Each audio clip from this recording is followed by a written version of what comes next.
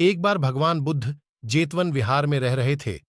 भिक्षु चक्षुपाल भगवान से मिलने के लिए आए थे। उनके आगमन के साथ उनकी दिनचर्या, व्यवहार और गुणों की चर्चा भी हुई।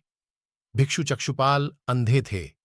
एक दिन विहार के कुछ भिक्षुओं ने कुछ मरे हुए कीड़ों को चक्षुपाल की कुटी के बाहर पाया और उन्होंने चक्षुपाल की निंदा करनी शुरू कर दी कि उन्होंने इन जीवित प्राणियों की हत्या की।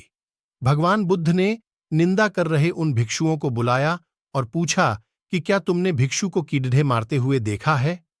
उन्होंने उत्तर दिया, नहीं।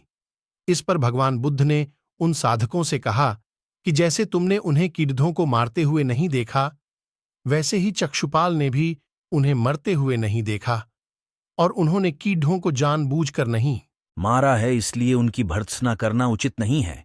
भिक्षुओं ने इसके बाद पूछा कि चक्षुपाल अंधे क्यों हैं? उन्होंने इस जन्म में अथवा पिछले जन्म में क्या पाप किए? भगवान बुद्ध ने चक्षुपाल के बारे में कहा कि वे पूर्व जन्म में एक चिकित्सक थे। एक अंधी स्त्री ने उनसे वादा किया था कि यदि वे उसकी आंखें ठीक कर देंगे तो वह और उसका परिवार उनके दास बन जाएंगे। स्त्री की आंखें ठीक हो गईं, पर उसने दासी बनने के भय से यह मानने से इनकार कर दिया। चिकित्सक को तो पता था कि उस स्त्री की आंखें ठीक हो गई हैं। वह झूठ बोल रही है। उसे सबक सिखाने के लिए या बदला लेने के लिए चक्षुपाल ने दूसरी दवा दी। उस दवा से महिला फिर अंधी हो गई। वह कितना ही रोई पीटी, लेकिन चक्षुपाल जरा भी नहीं पसीजा।